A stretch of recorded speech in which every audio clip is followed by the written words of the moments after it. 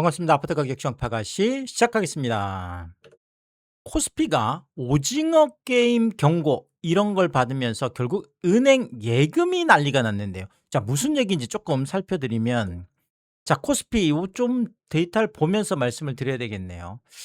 야, 정말 충격적인데요. 오늘 한 400 포인트 이상 지금 무너졌죠. 그래서 지금 5%, 와, 뭐 변동폭이 뭐 난리가 났습니다. 그래서 조금 살아나는 것 같더니 결국은 뭐 뒤쪽에 가서 완전히 지금 무너지면서 결국은 7,200 선까지 밀리면서, 야, 이러다가 정말 7,000 선도 붕괴되는 거 아닌가 할 정도로, 뭐 저뿐만 아니라 지금 뭐 많은 분들이 정말 가슴을 쓸어내리고 있을 정도로 뭐 최근에 엄청나게 지금 주저앉고 있습니다.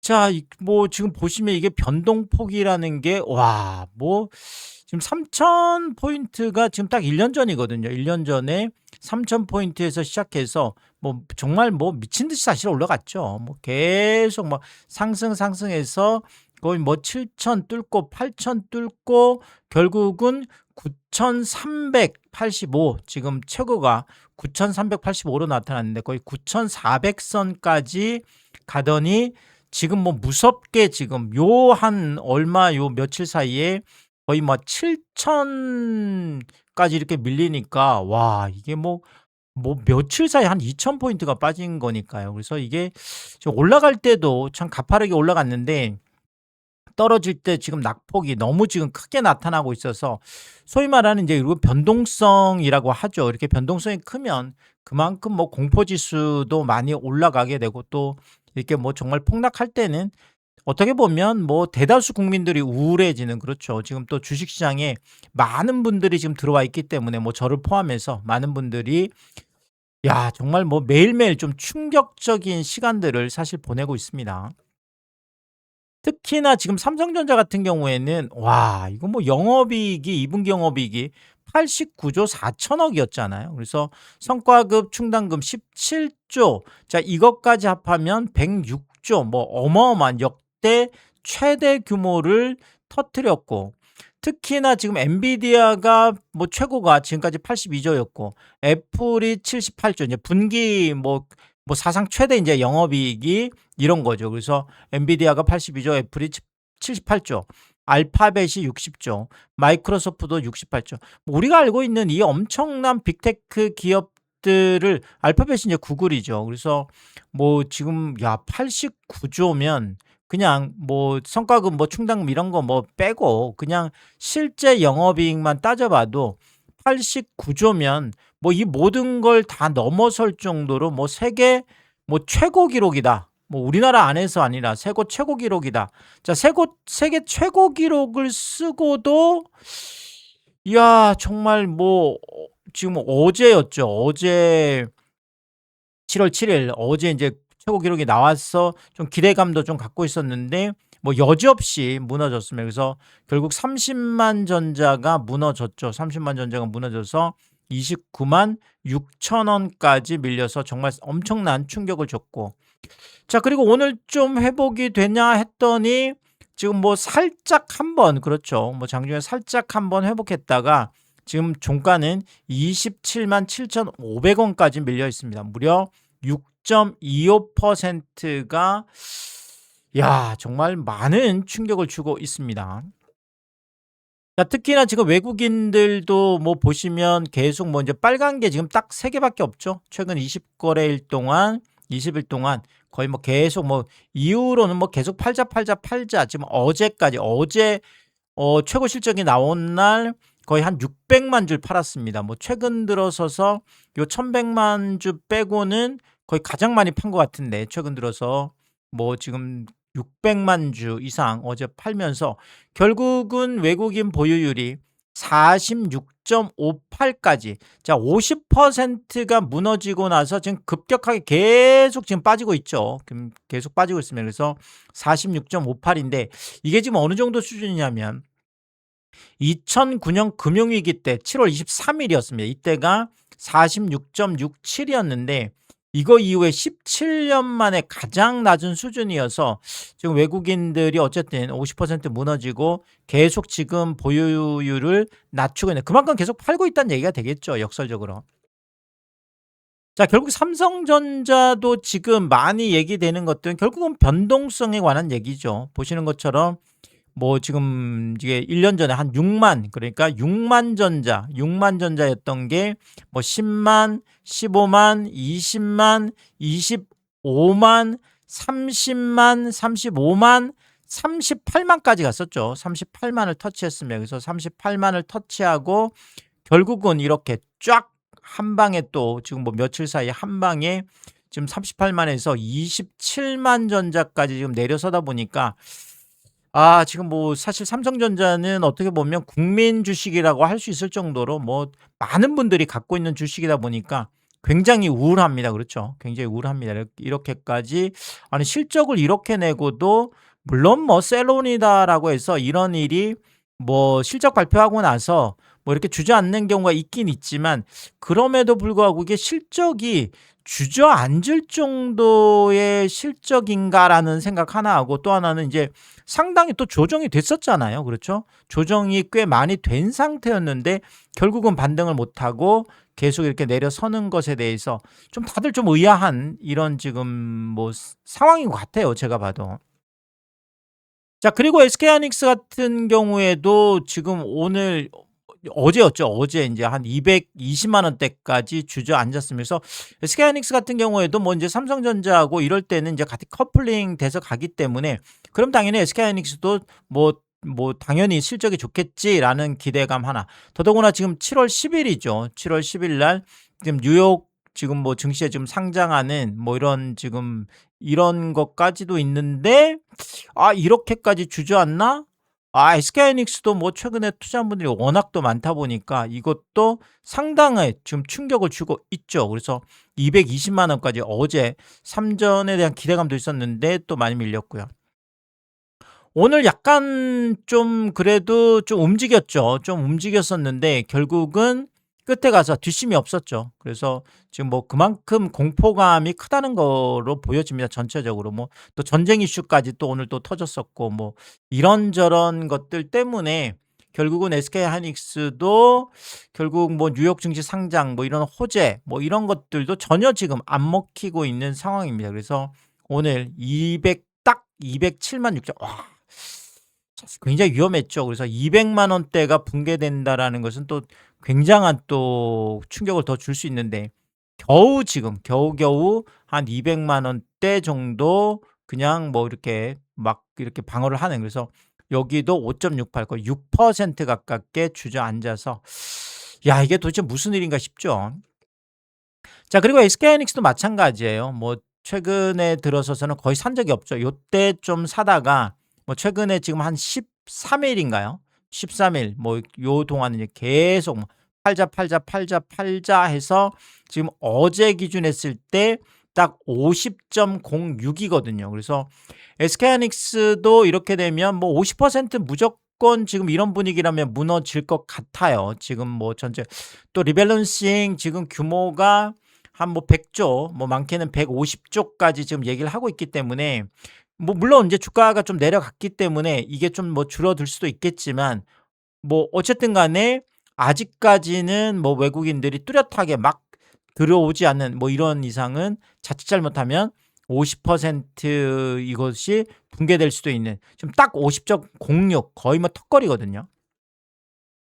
자, SK하이닉스도 마찬가지예요. 지금 변동성에 있어서는 뭐 정말 장난이 아니죠. 그래서 뭐 52주 최저가, 그러니까 1년 전에 24만 4천 원, 거의 25만 닉스. 그래서 25만 원 정도 했던 게 결국 뭐 50만 원, 뭐 100만 원, 그다음에 200만 원, 그러더니 결국은 300만 원을 터치했습니다. 잠깐이지만 300만 원을 잠깐 딱 터치하고 그대로 그냥, 그렇죠, 그대로 지금 주저앉아서 거의 뭐 최고가 대비해 보면 요 며칠 사이에 100만 원이 내려온 거예요, 지금. 와, 변동성이 뭐 이거 뭐 감당이 진짜 불감당일 정도죠. 정말 충격적인 일들이 지금 벌어지고 있어서 뭐 많은 분들이 정말 지금 어떻게 보면 뭐 저를 포함해서 쇼크 상태다. 이렇게 일단 볼 수가 있겠고요. 자, 이 부분에 대해서 이제 월스트리트 저널이 종가 기준에서 지난 1년간 코스피하고 미국의 이제 S&P 500, 자, 여기를 비교를 했습니다. 그래서 2% 이상 변동된 날짜를 봤더니 코스피가 무려 77일이었습니다. 와, 참 뭐 대단하죠.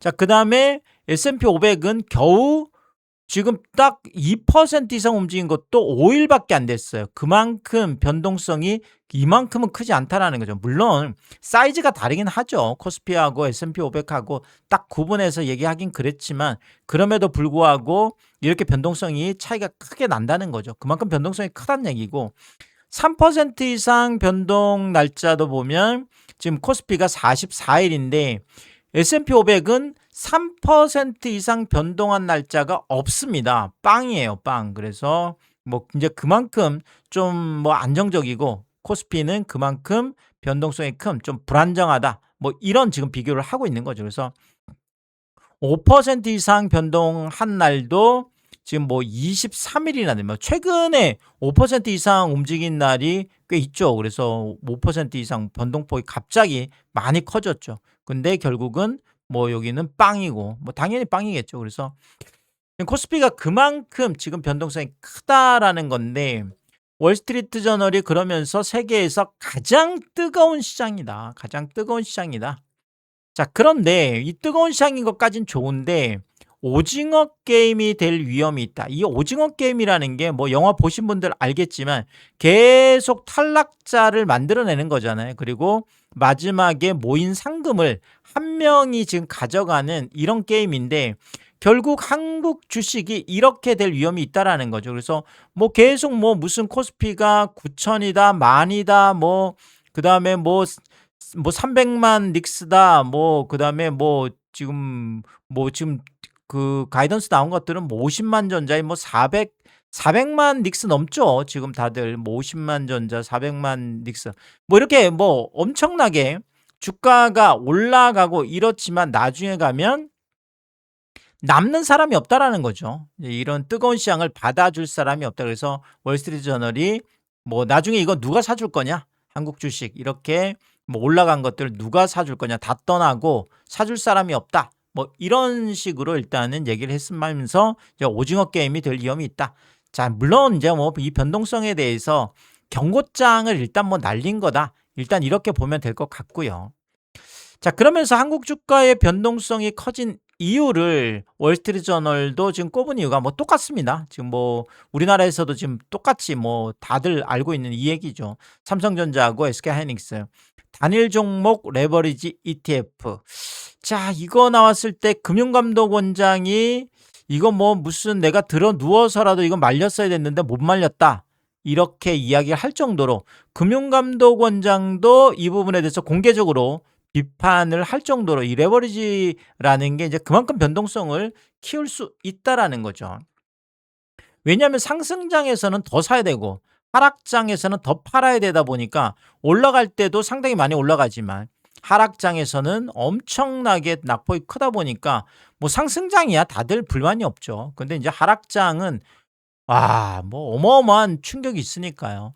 그래서 뭐 물론 미국 뭐 이게 뭐 미국 당연히 있죠. 뭐 해외 뭐 이거 벤치마킹 한 거니까요. 자, 근데 전체적으로 흔들 정도는 아닌데 자, 우리나라는 이거를 너무 과소평가한 거 아닌가. 뭐 지금 해외에 있다고 해서 그래서 우리나라도 도입을 한 거긴 한 건데 어쨌든 지금 우리나라는 뭐 이거에 따라서 특히나 삼성전자하고 SK하이닉스가 워낙 비중이 크다 보니까 좀 다르죠, 시장 자체가. 그래서 오늘 구윤철 경제부총리가 이제 국회에 출석을 해서 뭐 국회의원들이 이 부분에 대해서 엄청나게 비판을 했습니다. 그랬더니 문제점을 보완하고 최소화하겠다. 자, 이렇게 원론적인 이야기를 할 때는 뾰족한 대책이 없다는 이야기가 되겠습니다. 뭐 뾰족한 대책이라는 게 뭐 그렇다고 뭐 있었던 거를 뭐 없애버린다 그러면 또 뭐 이제 우리나라 뭐 증권 시장, 주식 시장에 대한 뭐 해외 뭐 신뢰성 뭐 이런 것들이 또 문제가 되겠죠. 그래서 이러지도 사실 저러지도 못하고 있는 상황으로 보여집니다. 그래서 뭐 도입할 때 조금 더 근데 뭐 지금 와서 이런저런 뭐 여러 얘기를 해봐야 이제 그런데 어쨌든 간에 뾰족한 대책이 없어 보입니다. 제가 볼 땐 그렇습니다. 뾰족한 대책이 있었으면 벌써 나왔겠죠. 그래서 뭐 국회에서 물어봤는데도 이렇게 아주 원론적인 문제점을 보완하고 최소화하겠다. 이거 뭐 대책이 없어 보입니다. 일단은 그렇습니다. 제가 볼 때는. 자, 이렇게 한국 주식시장의 변동성이 크다 보니까 뭐 이런 투자자들 특히나 저 같은 개미들의 스트레스가 장난이 아니죠. 뭐 정말 올라갈 때야 뭐 좋죠. 사실 올라갈 때 좋죠. 그렇지만 이렇게 떨어질 때 이 스트레스는 뭐 그다음에 이제 계속 왔다 갔다 하는 것도 또 엄청난 스트레스긴 합니다. 그래서 뭐 조금 올라간 것 같더니 또 떨어지고 또 올라간 것 같더니 뭐 그래서 좀 좋았다가 이게 참 뭐 소위 말해서 계좌가 이렇게 막 늘어나는 것 같다가 확 떨어지면 그렇죠. 계좌가 이제 보통 우리가 녹아내린다고 하잖아요. 그래서 이걸 보고 있는 마음이 그래서 최근에 많은 분들이 뭐 이게 정말 계좌 지금 열어보기가 겁난다라고 할 정도로 뭐 엄청나게 지금 녹아내려 있는 상황이어서 뭐 저를 포함해서 많은 분들이 엄청난 스트레스를 받고 있습니다. 자, 그런데 이런 주식 시장의 변동성 때문에 또 하나 현금 뭉치들의 흐름 여기에 지금 이상 징후가 지금 나타났는데요.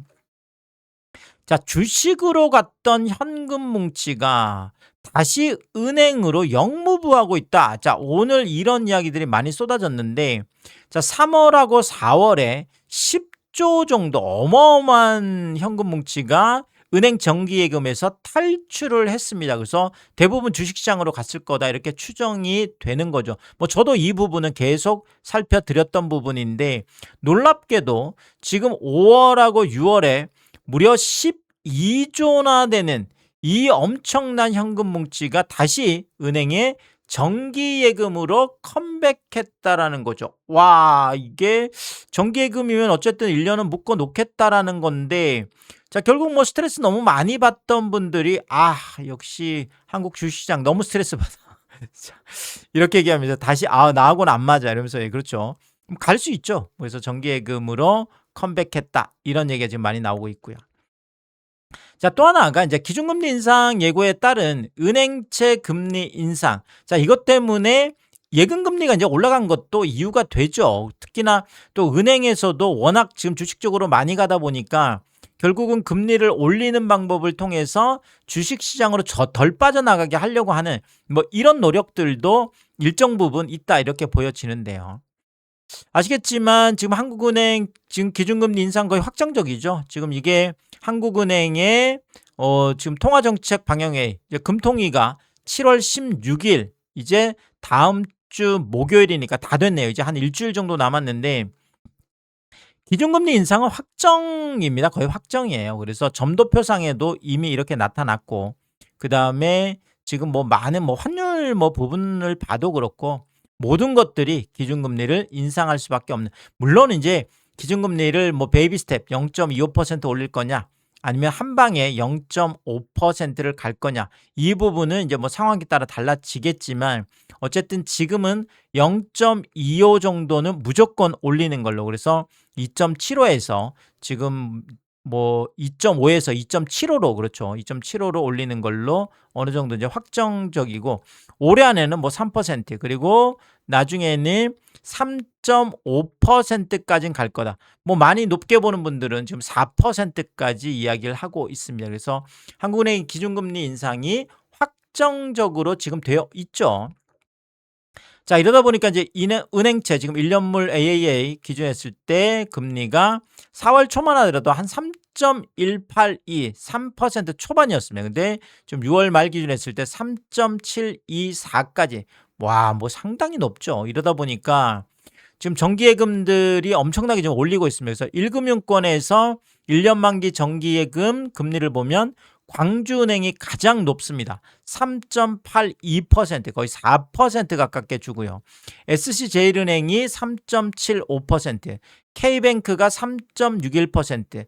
자, 5대 시중은행 중에서는 신한은행이 가장 높습니다. 신한은행에 3.3% 예금금리가 있고요. 그 다음에 IBK 기업은행, 국책은행에 3.3% 지금 뭐 예금금리가 있어서, 자, 이 정도 예금금리면 많은 분들이 야, 너무 스트레스 받지 말고 뭐 이 정도면 뭐 쏘쏘 예전에 2%도 안 주던 뭐 아니면 2% 초반대 이렇게 하던 거 비교해 보면 뭐 이 정도면 괜찮네 하고 지금 많이 오고 있다란 얘기죠.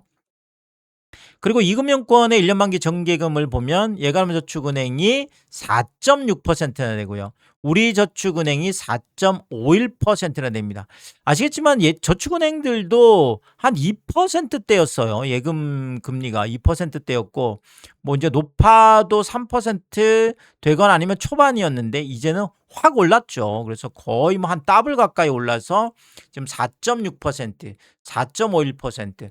자, 그리고 구리농협 같은 경우에는 이제 단위농협이죠. 한 5% 걸자마자 하루 만에 완판이 될 정도로 지금 많은 분들이 이런 뭐 예금금리가 올라가는 것에 대한 메리트.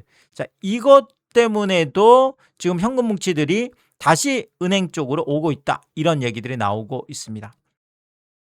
자, 결국 주식시장에 이런 롤러코스터 장세가 계속 되면 뭐 은행으로 현금 뭉치 더 몰릴 수밖에 없겠죠. 뭐 이거는 뭐 어쩔 수밖에 없겠고, 더더구나 이제 기준금리가 진짜로 확정이 되면 또 은행채는 더 올라갈 거고, 자, 이렇게 되면 당연히 또 예금금리는 더 올라갈 수밖에 없기 때문에 이렇게 되면 더 몰릴 수밖에 없는 상황이 될 것 같습니다. 자, 그리고 월스트리트 저널이 이제 했던 이 섬뜩한 경고, 세계에서 가장 뜨거운 시장이다, 오징어 게임이 될 위험이 있다라고 한 이 부분에 대해서 뭐 저는 이제 부동산 쪽이다 보니까 부동산 시장에도 이게 그대로 적용될 수 있다라는 생각이 드는 게, 왜냐하면 사실 뭐 우리나라 부동산 시장 세계에서 가장 뜨거운 시장이다라고 할 정도 되거든요. 우리나라 사람들의 부동산 사랑, 뭐 부동산 집착, 이건 뭐 정말 세계에서 둘째가라면 서로 할 정도죠. 자, 그런데 지금 오징어 게임처럼 이렇게 계속 뭐 집값이 올라가면 올라가는 대로 그만큼 또 위험성이 있다라는 거죠. 나중에 가면 뭐 주식도 올라가는 건 좋은데 그 올라간 주식을 그럼 누가 사줄 거냐. 집값도 마찬가지죠. 계속 올라가는 건 좋은데 그럼 나중에 가서 그 올라간 집값을 누가 받아줄 거냐. 사줄 사람이 없다. 자, 그래서 이게 똑같이 적용될 수 있다, 이렇게 보여지고요. 뭐 예를 들어서 이런 거죠. 동탄역 롯데캐슬, 최근에 동탄이 규제지역으로 지정된 대표적인 아파트 중에 하나죠. 그래서 여기가 뭐 34평형 84타입이 동탄역에 아무리 가깝다고 하더라도 동탄에서 20억을 터치하고 22억까지 올라가는 뭐 이런 상황이고, 워낙 또 이게 또 신문방송에서 많이 펌핑하다 보니까 뭐 주변에 있는 아파트들도 계속 호가를 올리고 뭐 이런, 뭐 물론 지금은 뭐 이 부분이 상당히 진정된 부분이 있지만 그래도 뭐 동탄이나 이런 지역에 이게 국민 평형이 20억이 넘어가는 이런 게 정상적인 일인가? 이게 뭐 이것 때문에 나중에 다른 아파트들도 다 올라가면 이걸 뭐 마지막에는 누가 이걸 받아줄 거냐? 그러면 나중에 가면 그렇죠. 말 그대로 버블 붕괴 때문에 붕괴가 될 수 있다. 이런, 지금 뭐 사실 일본도 그런 일이 있었었고요.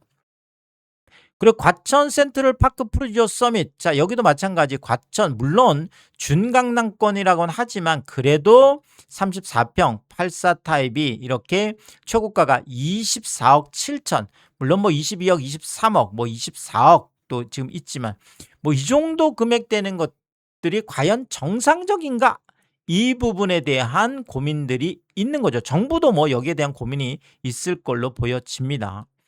그리고 잠실 엘스, 자, 송파면 뭐 강남 3구로 들어가는, 어떻게 보면 지금까지는 좀 그 첫 진입로 뭐 이런 역할을 해왔었는데 최근에 잠실 엘스 같은 경우에도 최고가가 37억까지 가고 지금 뭐 조금 조정된 게 뭐 한 32억, 33억, 뭐 높은 거는 뭐 34억, 35억까지 있는데 과연 이런 금액들도 누가 언제까지 계속 받아줄 수 있을 거냐? 뭐 오징어 게임이 될 수도 있다는 얘기죠. 이런 부분들도. 자, 그리고 반포 레미안 원베일리 34평형 뭐 72억에서 조정됐다고는 하지만 그래도 대부분이 지금 50억대죠. 50억대고 뭐 65억, 뭐 60억 거래도 있는데 어쨌든 50억이 넘어가는 국민평형, 아무리 이게 뭐 지금 반포라고 하더라도 34평형 국민평형이 50억이 넘어가는 뭐 이런 것들에 대해서 이게 언제까지 계속 받아낼 사람들이 얼마큼 있을 것인가. 결국은 계속 올라가다 보면 언젠가는 이게 뭐 월스트리트 저널이 경고한 것처럼 뭐 오징어 게임이 돼서 나중에 가면 어느 순간이 되면 받아줄 사람이 없고 그러면 한 방에 지금 무너지면서 버블이 붕괴가 되고 그러면 뭐 국가 전체가 그렇죠 대혼란에 빠질 수도 있는 이런 일. 뭐 이재명 대통령도 사실 이런 부분들을 계속 이야기를 했습니다. 그래서 이런 것 때문이라도 뭐 규제나 이런 것들을 통해서 뭐 집값을 잡아야 되겠다라는 건데 이제 뭐 7월에 이제 물론 뭐 이제 세제 개편이라든지 아니면 또 추가적인 뭐 대출 규제라든지 또 뭐 금리가 인상되는 뭐 이런 부분들 때문에 어느 정도 이제 조정은 되겠지만 그럼에도 불구하고 많은 분들이 지금 전체적인 이 금액에 대해서는 뭐 우리 시청자분들도 마찬가지고요. 와, 집안채가 50억이라는 게 그것도 국민평형이 이게 말이 되냐 이런 비판을 하시는 분들이 굉장히 많거든요. 뭐 저도 뭐 개인적으로는 같은 생각이어서 그래서 이 부분에 대해서는 좀 집값이 안정돼야 되겠다 이렇게 말씀을 드리면서 또 뭐 새로운 이야기 있을 때마다 제가 빠르게 업로드를 하도록 하겠습니다.